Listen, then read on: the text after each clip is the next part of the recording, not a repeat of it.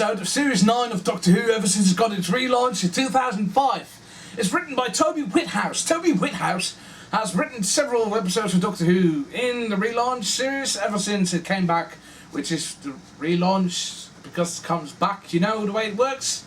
Yes. He's written School Reunion, which I'm slightly indifferent towards because, well, I'm not as big as the Sarah Jane mark as a lot of people who grew up in the 80s.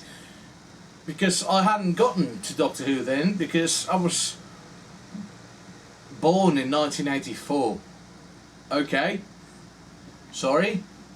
And he's written Vampires of Venice, if I'm not mistaken, and The God Complex, which I actually do really like, and I am wearing gloves. Gloves are not a gimmick.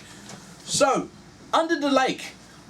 It starts off a lot more different than the last two episodes, which obviously, hang on, I need a little lubricant. So, it starts off different than the last two episodes because the Doctor doesn't think he's dying. The Doctor's just having an adventure with Jenna Louise Coleman's Clara Oswald.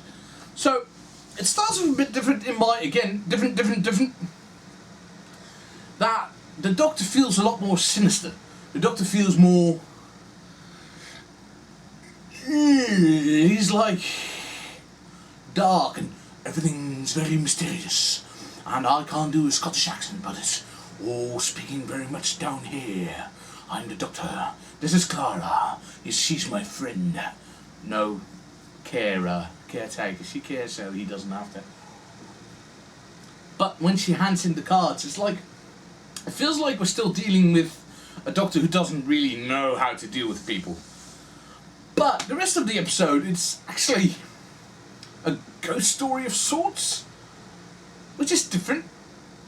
But Who has done ghost stories before, but the point is, it's like a literal whodunit for the Doctor to find out why these ghosts are the ghosts that they are, what their goals are. And I can't really say anything else about this because they quite literally invoke Scooby-Doo when they run around the base not scaring the ghosts, trying to capture the ghosts in a room, using Shaggy. Okay, his name's not really Shaggy, but you catch my drift. And I can't say I hate this episode because the suspense it's starting to build, it does build very properly. But I can't tell you anything beyond, well, there are ghosts, the Doctor doesn't really believe they're ghosts, then he thinks they're ghosts, so I had to figure out why they are ghosts.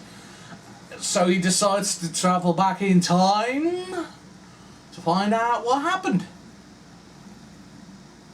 And that's about really it. But, like I said, the suspense it tries to build, it does very well. Again, like The Magician's Apprentice, I had the same problem there. It builds up towards a climax, but we don't get the climax just yet. So it's difficult to rate this as a standalone story. I probably picked the worst series ever to start doing these, because I didn't know how they were going to build up to the cliffhanger. But then, like a minute beforehand, I'm like, oh yeah, I know what's going to happen now. But it's so tasty. I love it. It's so fucking tasty. You see that shot and you're like, yes, this is cliffhanger. There's going to be every episode from now on, except, you know, the sequel episodes that resolve the cliffhanger. Is that a good thing? Is that a bad thing? I don't know. This series is going to be building up towards doing more of those. I really do like cliffhanger episodes of New Who a bit more in general than the standalone ones, because it gives room to breathe, it gives character interaction. The Doctor here is brilliant, again, because not only do I love Peter Capaldi, he goes up to this woman who's, I'm going to assume, either mute or deaf. She could be anything, she could be both. But she signs, so he's like, oh, I don't need you interpreter, because I know how to sign. And he looks at her, she signs at him, and he's like, no, I forgot it, it has been deleted. It's been replaced by semaphore. The thing with the flags. He literally asks for a couple of flags. Fucking loved it. confirms for me personally that every time the Doctor regenerates, that his brain gets rewired. Because one Doctor really loves the cricket and the next Doctor doesn't really love the cricket as much as the previous. Or cars. I'm rambling. I love rambling.